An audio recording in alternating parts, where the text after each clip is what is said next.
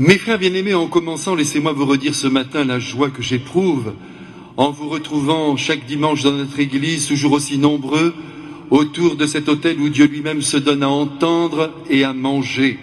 Votre présence est un véritable miracle, d'autant plus que notre société, rangeant Dieu dans le placard de la vie privée, prétend se construire sans le secours d'une quelconque transcendance. Eh bien, nous, en réponse, nous nous regroupons chaque dimanche et nous nous jetons comme un seul homme dans les bras créateurs et enchanteurs du Christ. Mieux encore, nous entrons dans sa bouche en ne perdant aucune des paroles qu'il a prononcées quand il était sur la terre. Cependant, mes frères, si les paroles du Christ sont précieuses, et Dieu sait si elles le sont en raison de leur hauteur de vue et, disons-le, de leur nouveauté, il y a aussi ces gestes qu'il ne faut surtout pas perdre de vue. On les repère d'ailleurs très bien dans le Saint-Évangile, et qui non seulement les voit mais aussi les contemple, s'en retrouvent éblouis. Ces gestes, ce sont d'abord évidemment ces miracles, plus étonnants les uns que les autres. Tous les infirmes qu'il côtoie sont remis debout, tous les malades sont guéris, et les morts, ne les oublions pas, de tous âges, mais en priorité les plus jeunes, sont ressuscités par sa seule volonté. Que tout cela est grand. Mais il y a aussi, mes frères, ces gestes les plus quotidiens, qui doivent être bien observés. Et ces gestes, ce sont les nôtres. Le Christ a mangé, il a bu, il a scié et raboté des planches dans l'atelier de son père, il a courbé la tête dans les eaux du Jourdain, et il a relevé aussi devant les pharisiens qui le narguaient. On le voit marcher jusqu'à la limite de ses forces, prendre dans ses bras les créatures les plus désolées, embrasser qui voulait bien de son amour, Saint Jean en tête et en cœur. Eh bien, mes frères, si notre foi n'est pas assez vigoureuse pour accomplir des miracles, nos propres gestes quotidiens peuvent en revanche être vécus dans la couleur de Jésus. C'est à la portée de tous. Vous savez, si Dieu a voulu devenir un homme, ce n'est pas uniquement pour nous sauver en nous ouvrant les portes de la vie éternelle, c'est pour nous apprendre à vivre en homme le plus parfait possible. Oh, comme il est important d'insister sur ce point. Et puisque nous en sommes à glorifier son humanité, permettez-moi d'oser vous dire ici que notre propre humanité, pour s'accomplir, a besoin de vivre 3 choses. Et ces 3 choses, notre Seigneur Jésus-Christ les a parfaitement vécues et honorées. 3 choses, 3 chemins, je ne sais comment dire, que nous devons emprunter si nous voulons être heureux et plus encore accomplis. La première chose consiste à vivre une grande passion et à aller jusqu'au bout de ce qu'elle exige. À chacun la sienne, et j'espère que vous en avez une. La passion du Christ, c'était son Père, c'était toute l'humanité qu'il fallait redresser en lui faisant remonter la pente de l'égoïsme qu'elle descendait si souvent. C'était son désir effréné d'enseigner l'intelligence et la sensibilité humaine en rappelant leur potentialité, leur beauté originelle. C'était aussi révéler à l'homme comment il devait continuer d'aimer au milieu de la souffrance et de sa sœur la douleur. Et pour ce faire, comme vous le savez, il a choisi lui-même de souffrir, jusqu'à vivre non pas une passion, mais la passion. Oui, qui n'a pas de passion trouvera sa vie fade, sans saveur, sans attrait, parce que sans but, qui tire et motive le mouvement même de la vie. La deuxième chose nécessaire à l'accomplissement de nos êtres, c'est l'acceptation du combat. Il faut accepter le combat de la vie, avec ses difficultés, ses embûches, ses contrariétés, ses coups d'épingle et d'épine, et bien sûr ses drames. Et là on peut dire que le Christ a eu son lot. Le bonheur n'est pas un droit, disait Orson Welles, c'est un combat de tous les jours.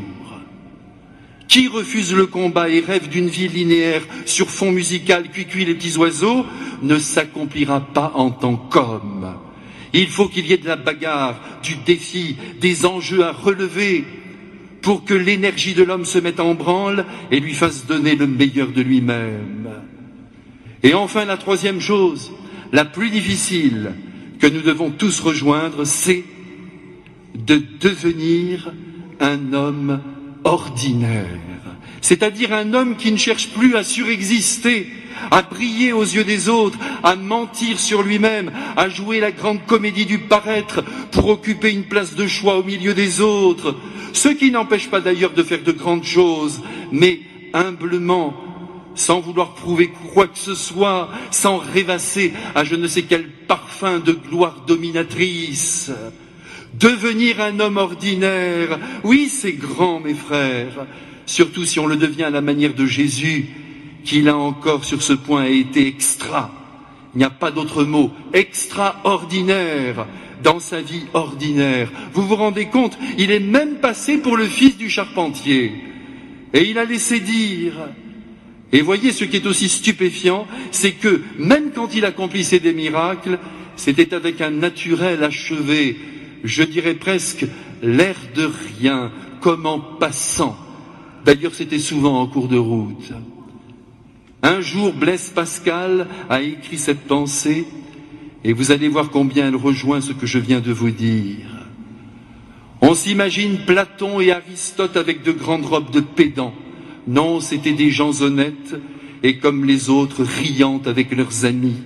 Et quand ils se sont divertis à faire leurs livres, ils l'ont fait en se jouant. C'était la partie la moins sérieuse de leur vie. La plus philosophe était de vivre simplement et tranquillement. Eh bien, le Christ, mes frères, lui aussi, dans son humanité, c'est plus justement à vivre en homme ordinaire, c'est-à-dire le plus simplement du monde, certes pas tranquillement comme les philosophes, mais simplement. Ça, c'est assuré, même quand il faisait des miracles. Tenez, celui d'aujourd'hui est saisissant de simplicité. Jésus marche vers Jérusalem, il traverse la Samarie, la Galilée, sans doute sous un soleil de plomb, rien de plus ordinaire. Et je l'imagine volontiers admirant la nature qui l'environne, cette nature qu'il a lui-même créée avec tant de soin. Soudain, à l'orée d'un village, 10 hommes qui ne sont plus des hommes pour la majorité de leurs contemporains, car il s'agit de 10 lépreux, déboulent devant lui. Disons-le plus simplement, ils s'approchent de lui à la limite du possible, donc à une certaine distance de 20 mètres environ, et je voudrais là que vous admiriez avec moi la délicatesse de cœur qui caractérise ce groupe d'hommes. Oui, ils se tiennent à une certaine distance, dit l'Évangile, ce qui montre bien leur intention de ne pas contaminer notre Seigneur Jésus-Christ. Sans nul doute, ces êtres aux bras, aux jambes et peut-être au visage affreusement rongés par la maladie, véritables plaies vivantes, avaient bien préparé leur coup. Oui, ils ont guetté Jésus comme on attend le Messie. Entre eux, je mettrai ma main à couper. Ils ont longuement mûri leur plan. Dès l'instant où ils ont su par la rumeur publique que Jésus, accompagné de ses apôtres, allait passer tout près de leur hutte, que dis-je, de leur mouroir. Que voulez-vous en ces temps reculés où la médecine était impuissante à soigner la lèpre? Ceux qui en étaient atteints se tenaient à l'écart de leurs semblables, devenus dissemblables. La loi mosaïque, sur ce point comme sur les autres d'ailleurs, ne pouvait être enfreinte, et volontiers, j'en suis sûr, pour le bien de tous, malgré la douleur ressentie par un tel éloignement, ces hommes quittaient leur famille, parents, femmes et enfants, pour vivre une clochette à la main dans un camp retranché. Eh bien, mes frères, j'aimerais qu'avec moi, ce matin, vous saluez à présent leur belle éducation, et le sens du bien des autres qui les caractérise. Leur sens du bien des autres, nous l'avons déjà évoqué à l'instant, ils s'éloignent pour ne pas contaminer. Et leur éducation, elle apparaît dans la formule de salut qu'ils lancent à présent au Christ. Pour eux, pas de doute, Jésus est un maître, mais attention, pas n'importe quel maître, pas un maître que l'on consulte pour recevoir quelque enseignement, mais un maître que l'on rencontre pour s'en retrouver transformé. Les idées que le Christ professe, je suis sûr que ces 10 lépreux en ont eu un écho. On a dû leur dire que contre tous les doctes emmitouflés dans leur loi, ils prêchent la miséricorde, la bonté, l'indulgence envers tout homme, quel que soit son état, émaillant son enseignement de miracles dont les bénéficiaires premiers servis sont des misérables, des pécheurs publics, des profanateurs de la loi sacro-sainte. Alors c'est sûr, le plus dégourdi des lépreux et le plus intuitif, pour ne pas dire le plus prophétique, a dit à ses compagnons d'infortune, « Seul ce Jésus peut faire quelque chose pour nous. Il est impossible qu'il nous déçoive. Il faut donc que nous l'approchions. » La décision est prise, l'Évangile en fait foi. Et les voici donc à présent, nos 10 hommes, nos 10 lépreux, à un jet de pierre de Dieu en personne. L'un d'entre eux s'écrie, « Jésus, Maître, prends pitié de nous. » En entendant ce cri, mes frères, je pense soudainement au peu d'estime que notre siècle accorde à la pitié. Ce terme de pitié est désormais rangé dans l'univers péjoratif. Ce mot n'est plus aimé, et d'ailleurs il n'est plus employé. Et pourtant, en implorant la pitié du Christ, les lépreux font appel à ce qu'il y a de plus beau dans l'homme, à sa noblesse de cœur. Ils demandent à Jésus d'éprouver pour eux un sentiment de compassion, en un mot d'apitoiement, encore un mot disparu. Et pourtant c'est si beau, c'est si grand, la pitié. D'autant plus que le contraire de la pitié, c'est l'indifférence et l'insensibilité qui suivent leur chemin sans s'apitoyer. C'est donc très grand que de ressentir de la pitié pour un être aux prises avec la souffrance. Et c'est très beau de voir ce matin ces hommes, littéralement dévorés par ce mal terrifiant, appeler l'amour du Christ sous le signe de la pitié. Autant le dire tout de suite, mes frères bien-aimés, le Christ en est rempli de cette compréhension de la misère d'autrui, de cette pitié qui est le propre des êtres bien construits et surtout matures. C'est ce qui faisait dire à La Fontaine, en grondant d'ailleurs, que l'enfance est un âge sans pitié. En effet, l'enfance, malgré ses grâces propres, est toute centrée sur elle-même, tant elle est comblée de 1000 égards, et je dirais même tant mieux pour elle. Il est en effet dans la nature de l'enfance de ne voir pas plus loin que le bout de son nez et de penser à elle avant de penser aux autres. C'est normal. Pour grandir, il faut s'intéresser à soi, n'est-ce pas? Accumuler pour soi une forêt de choses et d'idées. Mais nous, mes frères, nous qui sommes ici, nous sommes en grande majorité des adultes.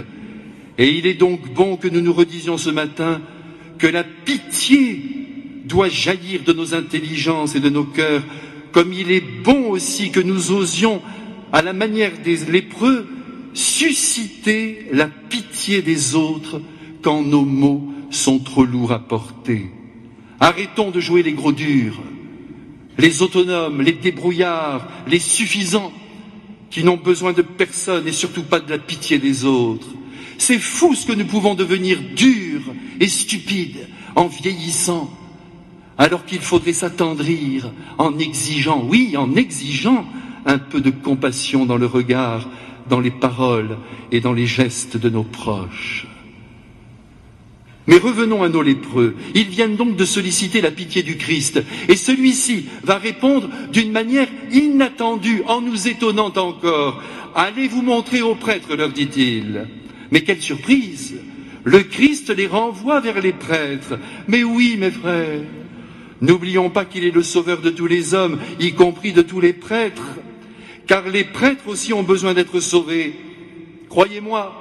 Et pour ce faire, d'être réveillés de leur tiédeur et de leurs vues étroites, stéréotypées, qui sentent la naphtaline de leur loi, à force de ne jamais sortir de leur schéma, de leur système de pensée, de leur manière de voir la vie, refusant bien sûr de se laisser bousculer par le Christ lui-même, dont la conduite est pourtant unique, dont les paroles n'ont pas d'équivalent, et dont les gestes salvifiques sont tellement surnaturels qu'ils ne peuvent venir que de Dieu.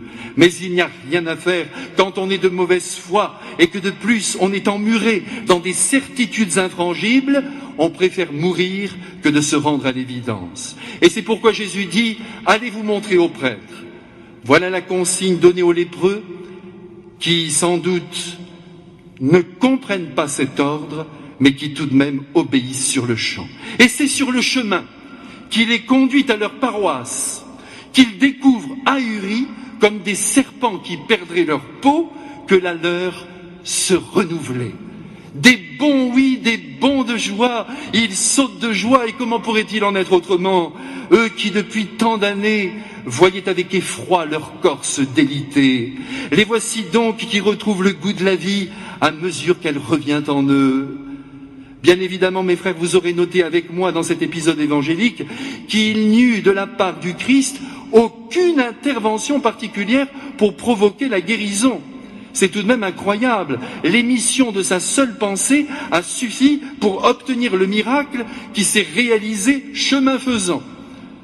Ce miracle nous enseigne que l'action du Christ dans notre propre vie n'est pas toujours immédiatement perceptible.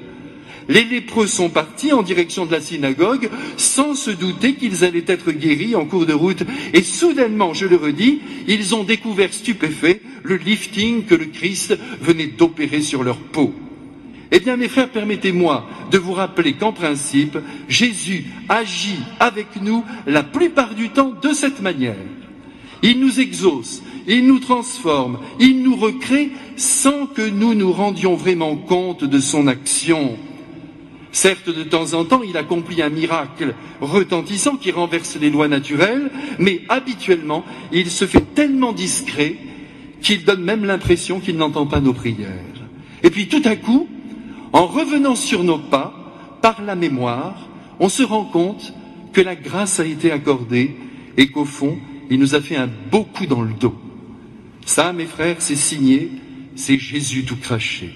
Tout ça pour vous dire, mes frères bien-aimés, qu'il faut repartir ce matin de cette église en se mettant bien dans la tête que Jésus entend parfaitement nos besoins et nos désirs et qu'il suffit de lui dire une seule fois, Maître et Seigneur, prends pitié de ton petit enfant que je suis pour qu'il descende de toute sa grâce et de toute sa puissance, mais quand il voudra, dans le lieu où ça fait mal, que ce soit dans notre esprit, si nous souffrons moralement, que ce soit dans nos corps, si nos cellules s'abîment.